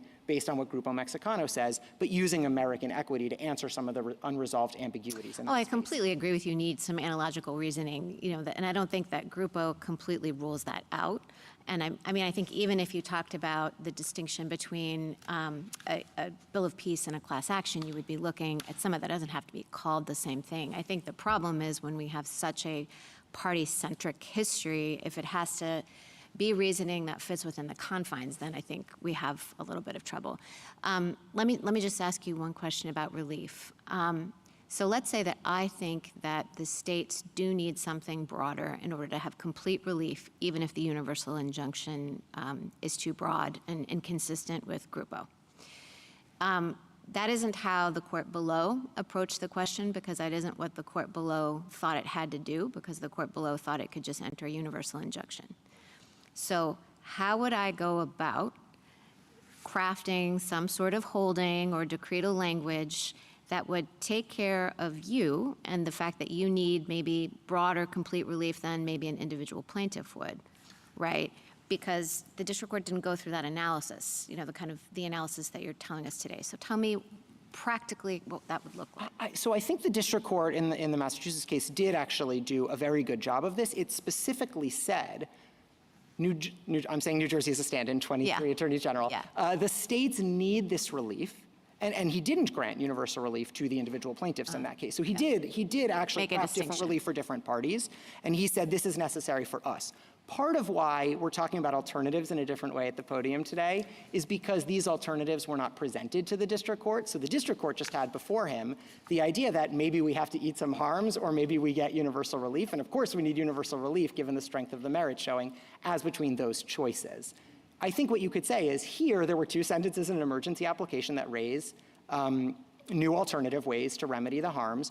Those sorts of things need to be raised to the district court, and when they are raised to district courts in appropriate cases, when states file suit, courts should ask first, are those alternatives going to be practically or legally workable for the plaintiffs and for third parties? I agree to Justice Gorsuch's point. If the federal government wants to take on its own burdens, it can do so, but it can't just say that for third parties. But you're talking about what would happen in the future. I'm talking about what would happen to you now. Oh, so I think if the United States seriously wanted to press these alternative with facts about how they would work and put that before the district court, parties can always put new alternatives in a motion to dissolve an injunction before the district court. That's something that has happened regularly when there's changed circumstances or new alternatives.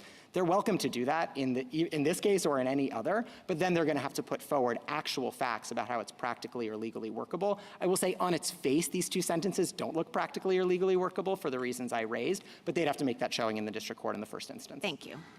Justice Jackson? So I guess I'm kind of hung up on the posture in which we find ourselves looking at these issues.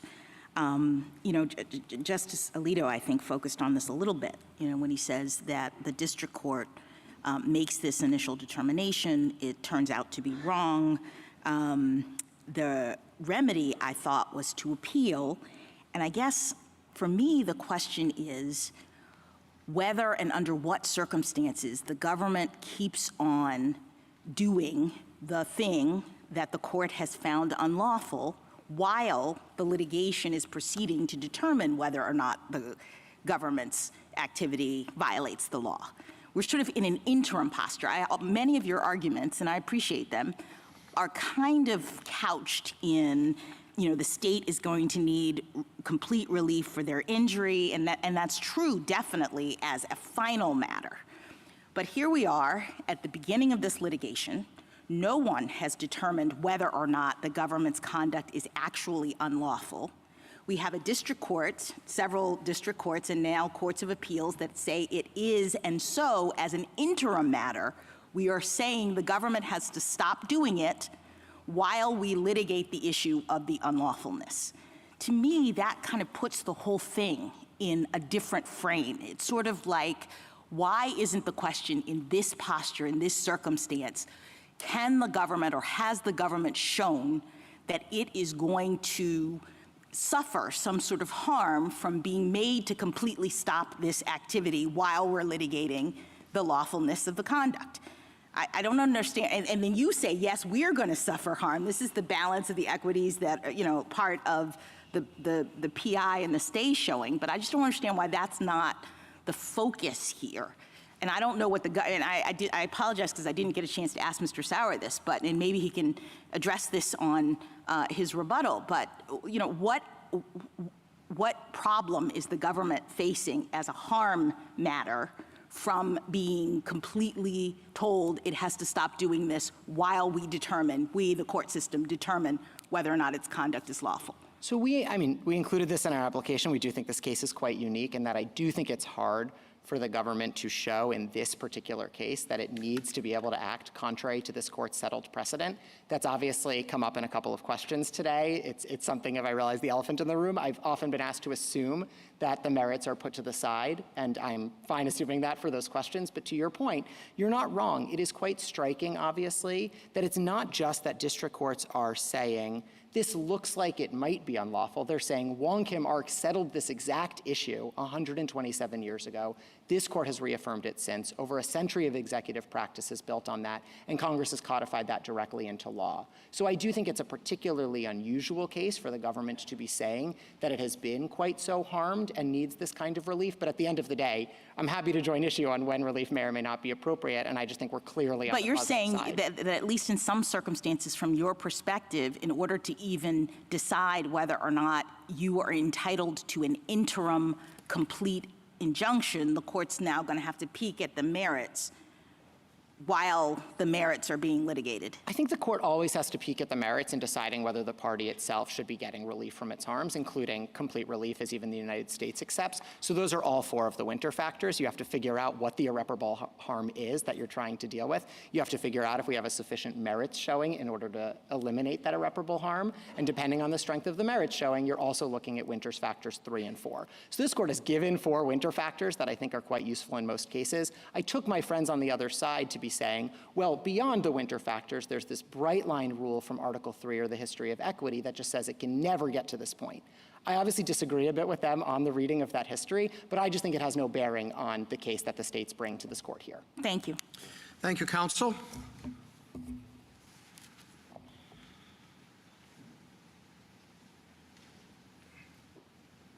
Ms. Corcoran? Mr. Chief Justice, and may it please the court, the executive order's stripping of citizenship from U.S.-born children is contrary not only to the 14th Amendment's plain text, but also our common law history, this court's precedent, a federal statute, and over a century of executive branch practice. Every court to have considered the issue agrees that the order is blatantly unlawful, a determination the stay application does not challenge. The government instead argues that Article 3 and equitable tradition categorically prohibit providing non-party relief from the order's enforcement, regardless of the order's illegality or the irreparable harm it inflicts. The government is wrong. It is well settled that preliminary injunctions may benefit non-parties when necessary to provide complete relief to the plaintiffs or when warranted by extraordinary circumstances, both of which are true here. The court should reject the government's efforts to stay a preliminary injunction that maintains a status quo all 3 branches of government have ratified and operated under for over a century, and that prevent the catastrophic consequences that will result for the plaintiffs and our country if the government is allowed to execute an unconstitutional citizenship stripping scheme simply because legal challenges take time. I welcome the court's questions. You say the government is wrong about the availability of preliminary injunctions. On what do you base that? So I think that the 2 reasons I identified, one, it is well settled, and I understood General Sauer to agree today, that universal injunctive relief is appropriate when necessary to provide complete relief to the plaintiffs. That is the case here, and I'm happy to talk about that. But I also, this court has long recognized the availability of universal injunctive relief in extraordinary circumstances where it's justified. I think I would focus particularly on the public interest and equities prongs of the winter test. And I'm happy to talk about that as well, but I think those are the two reasons the government. Do you think that if, even if one considers the history not to support you, that the pragmatic considerations and the policy considerations should override that? So again, I would put us in the complete relief bucket. So like Mr. Feigenbaum, I'll put on my amici hat in answering that question. I understand General Sauer's proposal to be that we channel all of this through Rule 23. I think that is a historical one. It's inconsistent with the Rules Committee's understanding of the rules. Both, if you look at Rule 23, Rule 65, and Rule 71 together, they establish that Rule 23 is not the channeling mechanism that the government's suggesting. I'll start with Rule 71 because it's responsive, Justice DeBarrett, to your question earlier about whether non-parties can enforce orders. Rule 71 explicitly contemplates that and says if a non-party receives relief, they are entitled to enforce it. I'd point also to Rule 65, the preliminary injunction rule. In 2017, the Rules Committee considered a proposal from Professor Bray to amend the rule to prohibit relief to non-parties. The committee rejected that proposal because it found that it ran afoul of the Rules Enabling Committee. And then I'd end by pointing to Rule 23 itself, which says nothing about it being a channeling mechanism.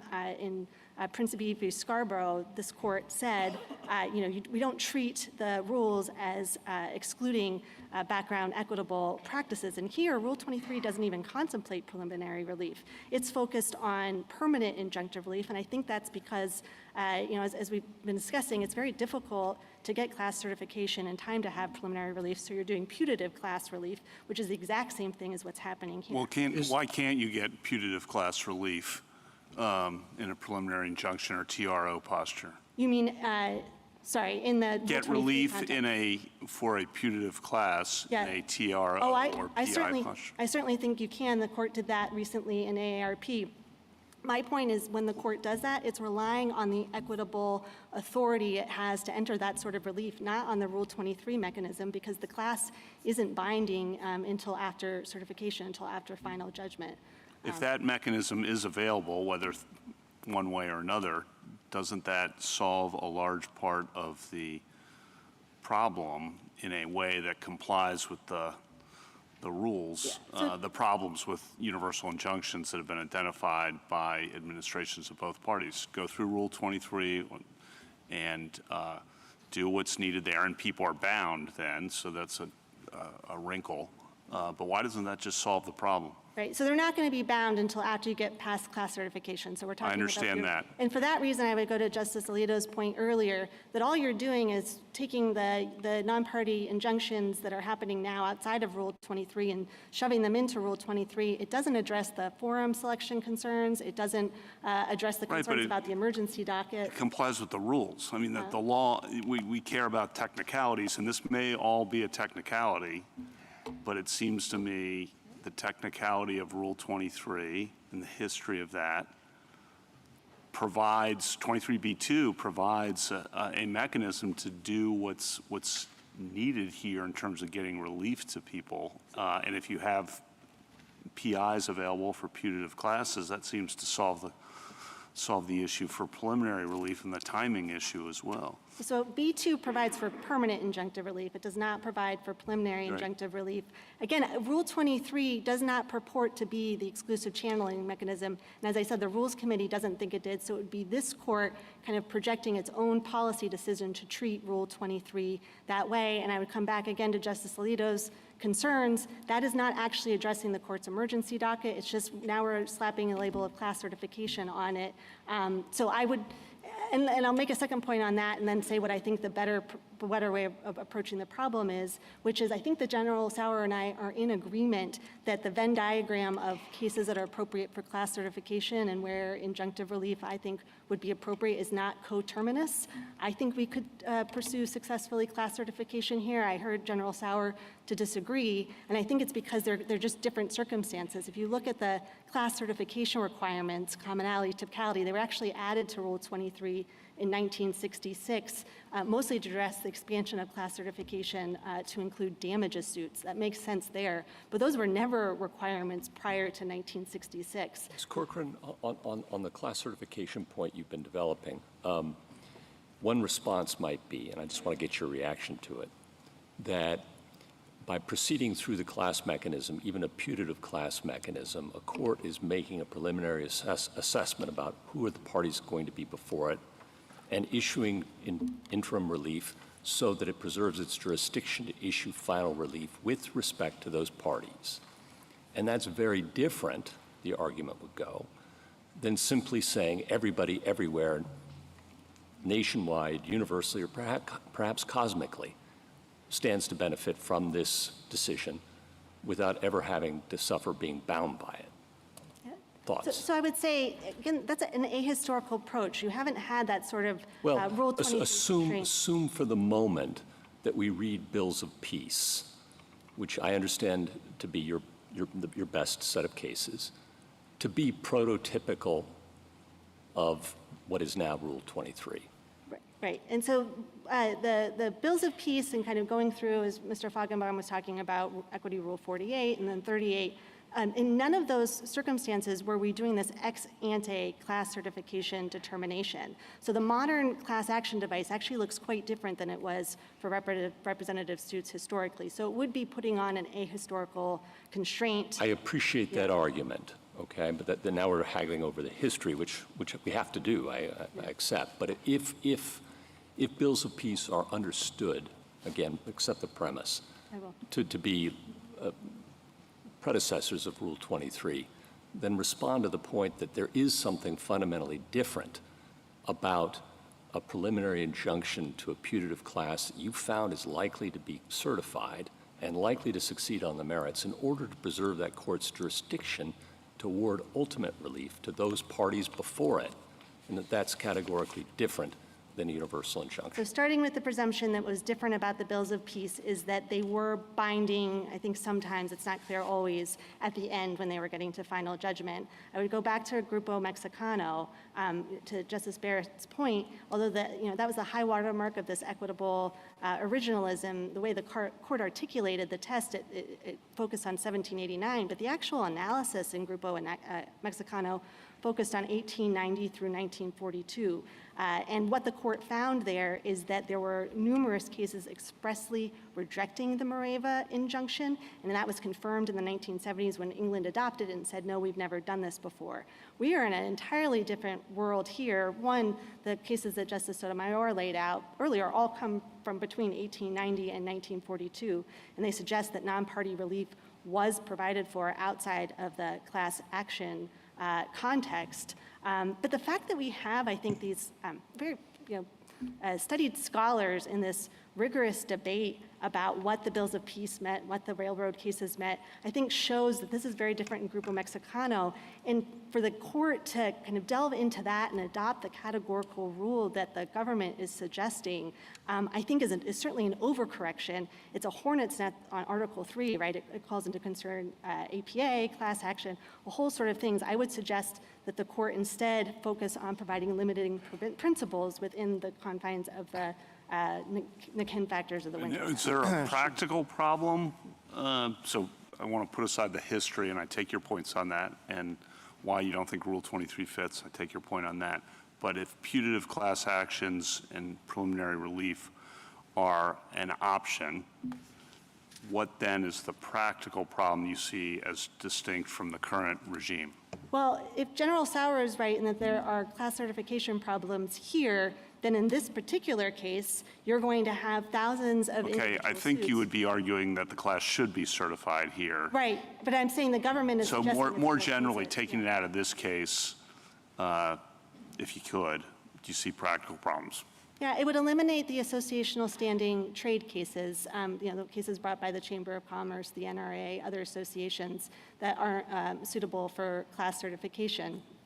I think also the questions, again, What, can you explain that? well, they wouldn't, so if we were to seek cert, it would be on behalf of our individual plaintiffs. For the same reason that the government would have difficulty seeking class certification, the state government, I think associations are not necessarily a good fit for that framework. Again, that's also not solving the court's problem. It's just channeling the problems through a different mechanism. I don't think that can be solved, just to be honest, but that's a separate issue from what the right rule is as to how things transpire in the district courts. Could I perhaps try to solve it in a different way? What I would suggest, we spent some time trying to catalog the cases in which this court has approved universal injunctive relief and the cases in which it's rejected it, with the aim of giving the court maybe a suggestion on how it might affirmatively articulate some limiting principles such that you would not be getting the injunctions that the court thinks are inappropriate, but the ones that the court has approved would still be able to proceed. Again, that's not the categorical rule that the government is suggesting. I think roughly what the court has been doing is saying that universal injunctions are appropriate only in facial challenges involving fundamental constitutional rights, where there are real concerns about whether just the legal and practical availability of relief to similarly situated parties who are also going to experience irreparable harm. I think that maybe explains AARP. Most recently, IRAP would fall into that category. Crucifix, the New York eviction case, would fall in that category. On the other side of the ledger, the court seems to disapprove quite a bit of nationwide injunctions involving discretionary benefits. So that's some of the recent ones that you have undone or stayed. So I think what the court could do is kind of identifying limiting principles that would provide guidance to the lower courts on when it's appropriate to issue these injunctions. The natural home for that is the public interest prong of the Winter test, right? If you're going to issue an injunction that's going to have an impact on other people's, you need to be doing a really muscular public interest assessment before doing that. So that's what I would urge the court. Ms. Corcoran, are you pushing back on the class certification idea because you're worried that there are cases where there will be no certification, but in which broad relief is in fact appropriate, so Yes. that the two categories don't line up?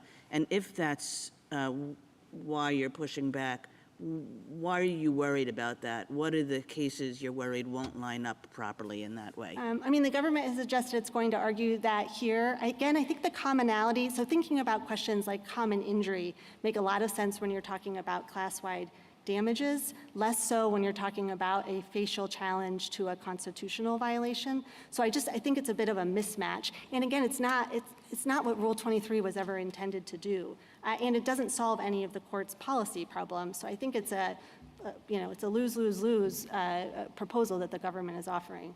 I'm a little concerned that I have focused a lot on my amici hat and haven't actually explained to the court why the injunction is necessary for complete relief here. But I don't want to pivot too quickly, but I want to make sure I address our primary argument as well. Tell us why it's necessary for complete relief. Thank you.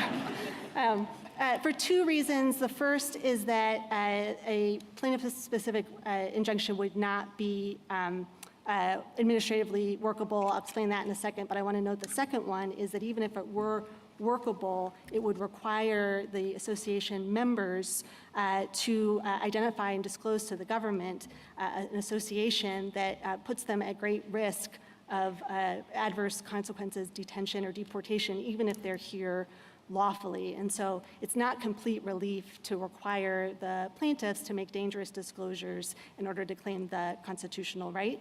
And then maybe I'll pivot back to the workability unless there are questions about that. Yeah. Sorry. Very briefly, and then we'll move on to the next stage of our questioning. So the government's workability argument with respect to the individual plaintiffs, the private plaintiffs, is wholly tethered to its argument that the injunction should be limited to the 16 named plaintiffs. It has offered no argument for how it would administer, how state and local agencies could administer an injunction that was narrowed to the ASAP and CASA members. So I think that's probably the end of the road. Mr. Feigenbaum made the point that they can always go back to the district court and ask for the injunction to be dissolved if they present some sort of workable proposal. They haven't, and I don't think they can. I don't want to talk for too long, but if anyone is interested, I'm happy to answer questions about why I think it's Oh, I'm sure someone will be. Yeah. Thank you, though, Counsel. Justice Thomas? Justice Alito? Should we decide or make up our minds on the underlying birthright citizenship question without briefing and argument and deliberation? I think that we would be very eager to do supplemental briefing on that. General Sauer noted that none of the parties had asked for cert before judgment. We couldn't because we keep winning. I will ask right now for cert before judgment. What's the answer to my question?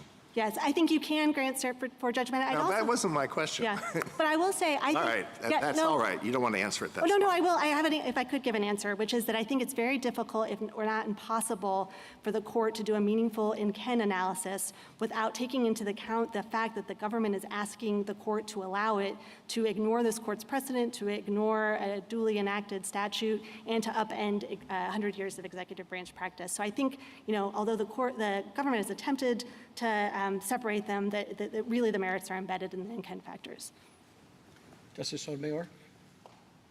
I find it hard to understand how a district court, in looking at a preliminary injunction under the winter factors, where we said that the likelihood of success on the merits is the keystone, how we could separate that out and say the keystone of whether you're entitled to universal injunction is the only merits question because the other factors are not eliminated by winter. You have to balance the equities, and you can't balance the equities without the merits, correct? I think that's right. I think also, irreparable harm is going to be very difficult for the government to prove if it's not contesting that or at least not defending the constitutionality of the order because the government has no interest in enforcing an unconstitutional order. I'd also note there's a quote from Professor Bray in Justice Gorsuch's Texas Concurrence, and it's, "In equity, it all connects. The broader and deeper the relief the plaintiff seeks, the stronger the plaintiff's story has to be." So I think there really is kind of an equitable consideration here of the merits as well that just can't be extracted from the... Now, the state has explained why it can't pursue class actions. So it admits it's limited to whether it's entitled to complete relief. But how about your organization? You sort of answered it, but I wanted to pin you down on that. No, Do you believe that associational organizations can seek class action? I believe our individual plaintiffs certainly can. Yes, there's no question. Yeah, I am nervous about the government's suggestion that it's going to oppose our class certification motion if we were to file one. I mean, class certification can be very discovery intensive. It could be the sort of thing that really delays our plaintiffs from getting the relief that they seek. Thank you. Justice Kagan? I guess what I worry about here, Ms. Corcoran, is that this case is very different from a lot of our nationwide injunction cases in which many of us have expressed frustration at the way district courts are doing their business. And, the typical way in which that frustration emerges is that legal questions are hard and they're complicated and different courts would decide them differently. And instead, because of the forum selection process, a party goes to one place. In the first Trump administration, it was all done in San Francisco. And then in the next administration, it was all done in Texas. Right. And there is a big problem that is created by that mechanism.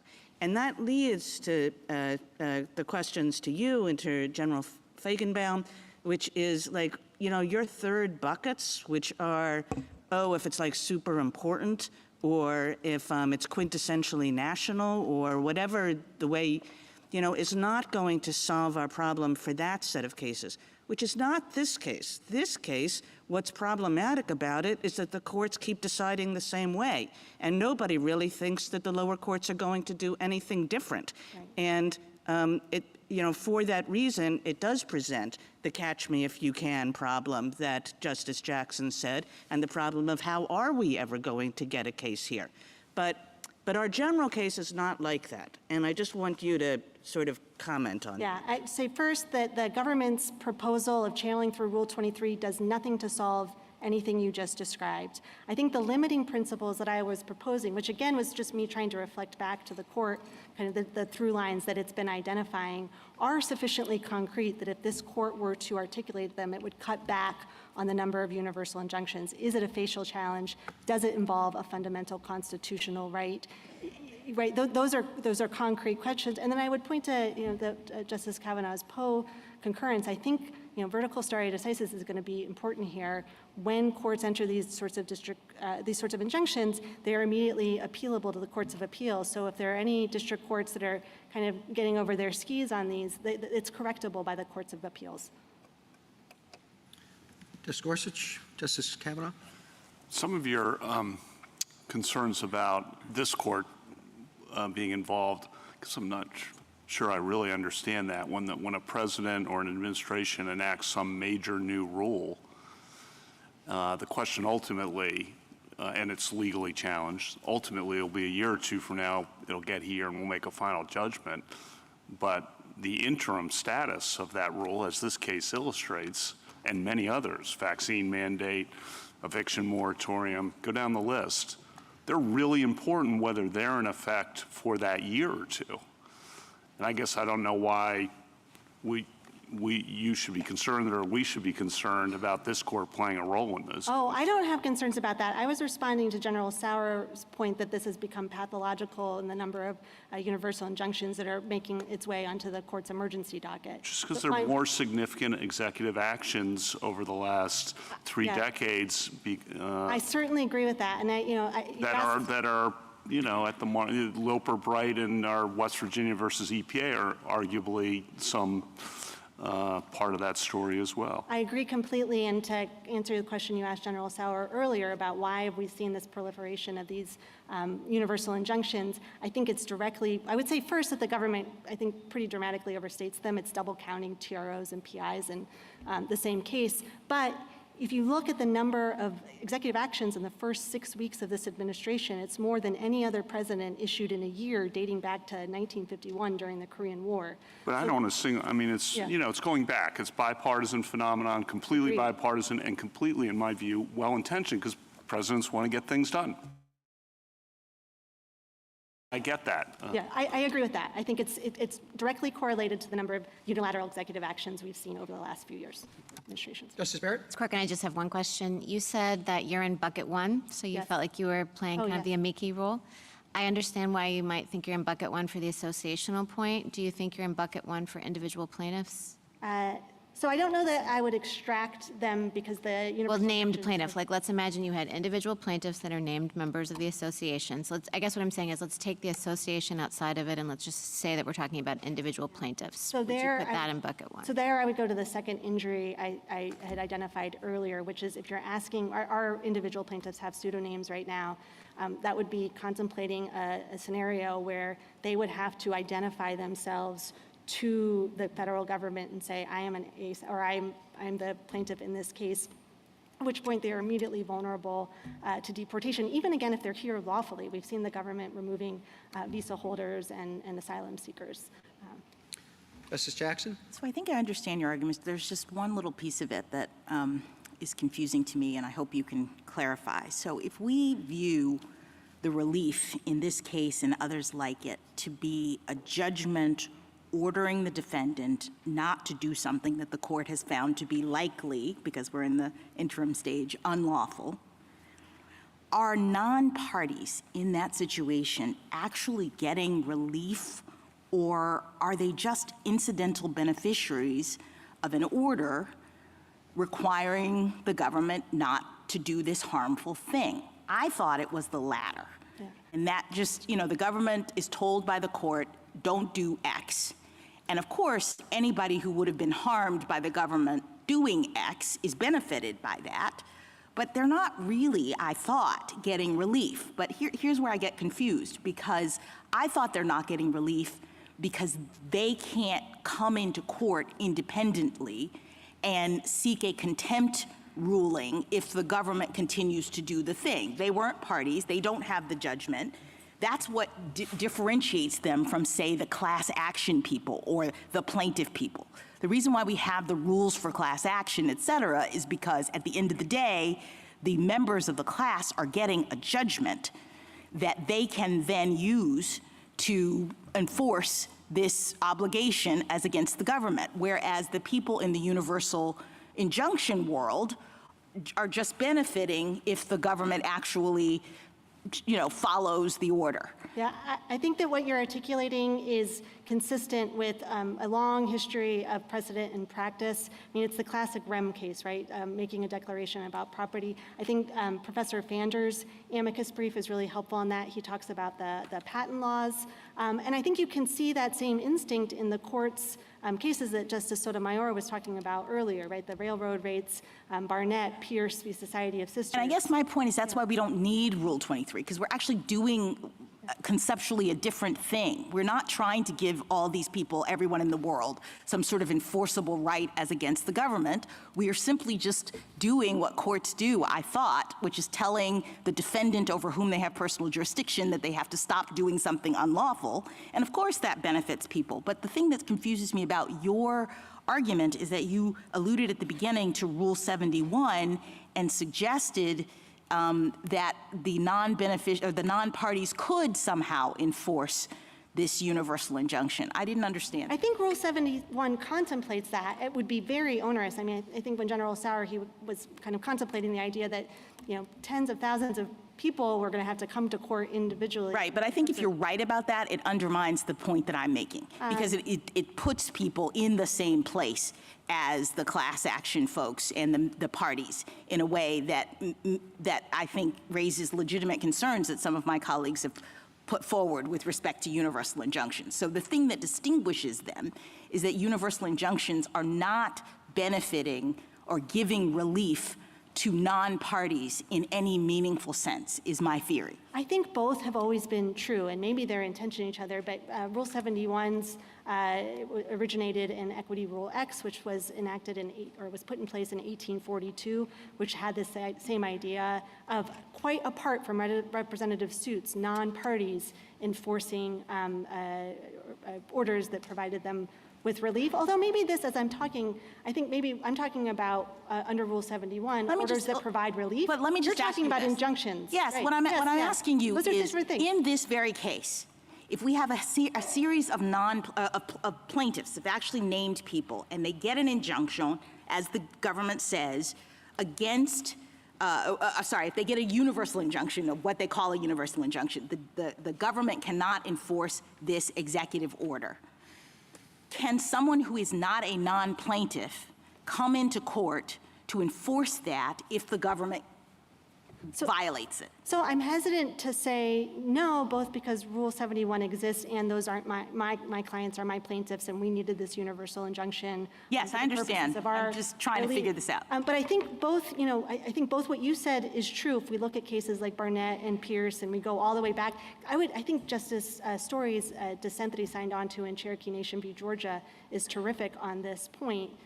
He was the preeminent scholar on equitable remedies, and he certainly thought, in the way that you're articulating, we are going to make a declaration about whether Georgia can enforce its laws on Cherokee Nation property, and that is just a declaration of the law that will have an impact on everyone. But I'm hesitant to say that Rule 71 doesn't have any application. Thank you. Thank you, counsel. Rebuttal, General Sauer. Thank you, Mr. Chief Justice. The original meaning of the Citizenship Clause extended citizenship to the children of former slaves, not to people who are unlawfully or temporarily present in the United States. The merits arguments we are presenting to the lower courts are compelling. We cite, for example, a host of 19th century authorities that point out that domicile was the touchstone of non-citizens being treated as, having their offspring treated as citizens in that context. That is consistent with Wong Kim Ark, as well as with the slaughterhouse cases in Elk against Wilkins, and the suggestion that our position on the merits is weak is profoundly mistaken.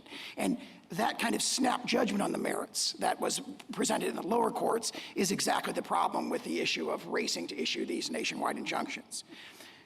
The Chief Justice correctly pointed out that this court, if it wishes to address the merits expeditiously, has many tools to do so. Cert before judgment is one possible tool. There are also others. But this court should also address the scope of remedy, the remedial question that's presented in the application. That is an extremely urgent question. And one of the reasons it's an extremely urgent question is the limiting principles that my friends on the other side have been offering have all proven to be completely ineffective to slowing the essentially flood or cascade of universal injunctions that we see in these cases. The states here have a unique issue that hasn't come up yet, but for the reasons we state in our application, they lack third-party standing very clearly under cases like Murphy and Hayland and Katzenbach and Kowalski.